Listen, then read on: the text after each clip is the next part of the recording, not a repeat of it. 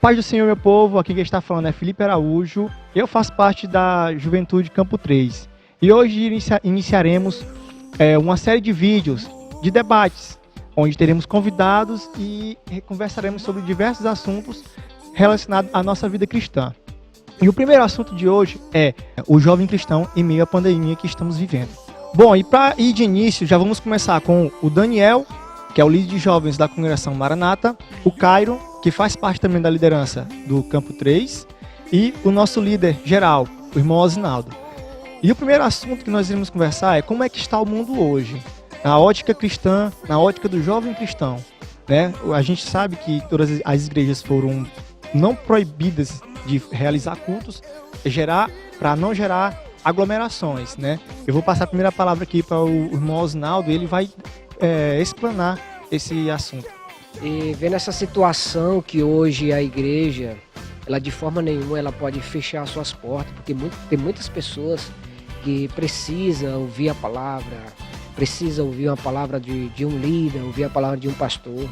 E é essencial hoje nós procurarmos os nossos meios, né, especialmente os meios de comunicação que nós temos hoje para nos ajudar a levar também a palavra do Senhor Jesus.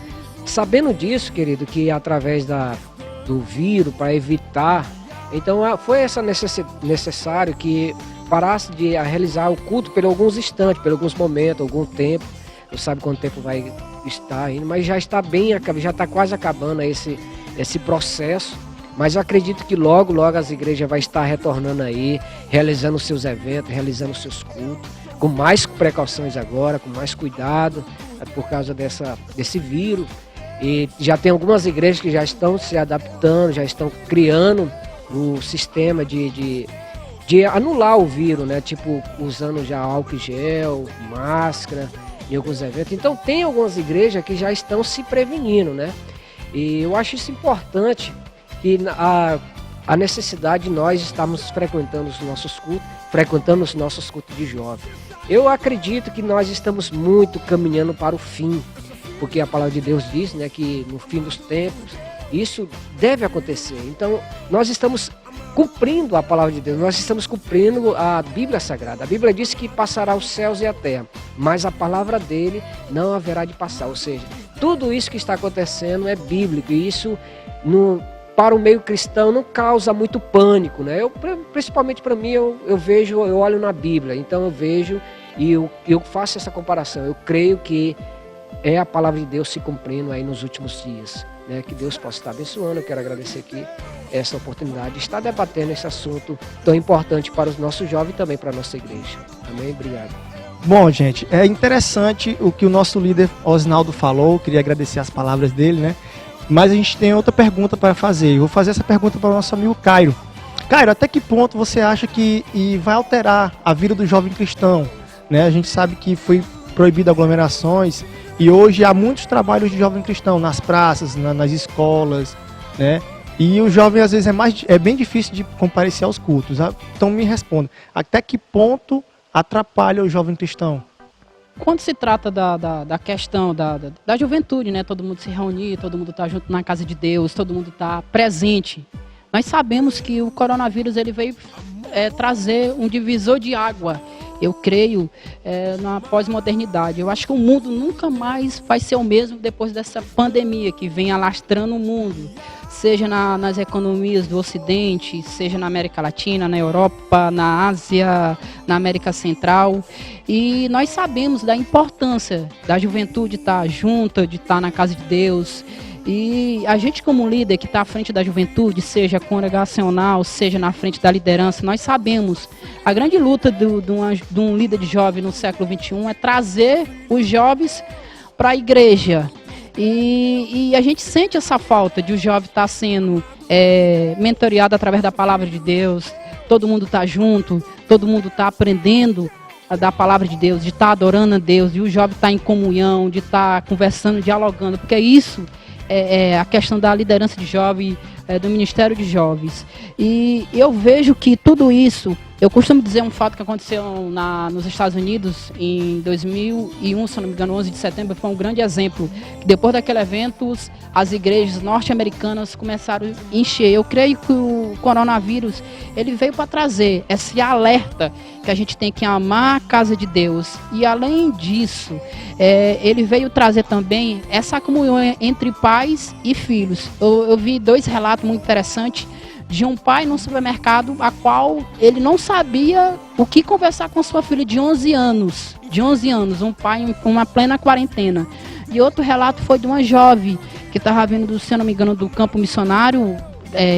Ela disse que, contando testemunho, nesse período de quarentena, a qual os pais já estavam para se separar, o irmão dela estava afastado, o pai dela estava afastado, o pai dela estava até mexendo com feitiçaria. E ela disse que quando chegou em casa, começou a fazer os trabalhos, os cultos domésticos, para você ver o incrível poder que isso vem trazendo nas famílias, em relação ao benefício de todo mundo estar junto. O irmão dela voltou para a igreja, foi batizado com o Espírito Santo num culto de dentro de casa. A sua mãe foi batizada e o seu pai voltou para Jesus. Então, tá na hora da gente, juventude, escolher andar no caminho. O coronavírus, a gente tem que encarar como um alerta de Deus para a igreja e um alerta que a gente tem que estar numa grande comissão. Que Jesus vai vir buscar a igreja, mas a gente tem que amar a casa de Deus, estar servindo aqui. E eu creio que a partir disso, a partir dessa pandemia que alastrou o mundo, que deixou o mundo preocupado, mas que a igreja ela fique de pé, que a nossa juventude ela fique de pé. Eu costumo dizer que a juventude não é a igreja de amanhã, a juventude é a igreja de hoje.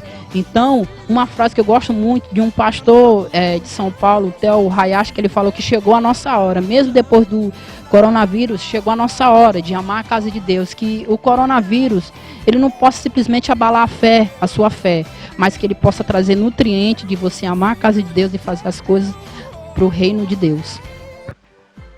Obrigado, Karen, pelas palavras. É interessante, né, a gente saber, escutar testemunhos desse tipo, de voltar a fazer cultos domésticos. E aí outro tópico que a gente quer falar é que se falou muito da volta de Cristo por conta dessa pandemia, né? E aí, Daniel, eu queria saber de você, se você acha que é um sinal evidente da volta de Cristo, se é para as pessoas terem alerta, buscar mais a comunhão à luz da Bíblia, você acha que é um sinal evidente da volta de Cristo? A paz do Senhor a todos que estão nos assistindo. Respondendo à pergunta, Felipe, as tragédias, essas crises que estão acontecendo no mundo, nada mais do que a vara de Cristo como correção para as nações. Nós temos visto que o juízo, podemos analisar isso como o juízo de Deus sobre a humanidade, porque se nós olharmos os dados estatísticos, o ápice do vírus está sendo na Europa. E nós a gente olhando o histórico, né, a história, a Europa foi o berço da Reforma Protestante. A Europa foi um palco para grandes avivamentos, grandes pregadores, e hoje está sendo um continente pós-cristão, né, onde o ateísmo está predominando, onde o islamismo está ali peregrinando por ali, onde o homossexualismo ali está muito forte. Então a gente vê que a ira de Deus está presente aí. Então,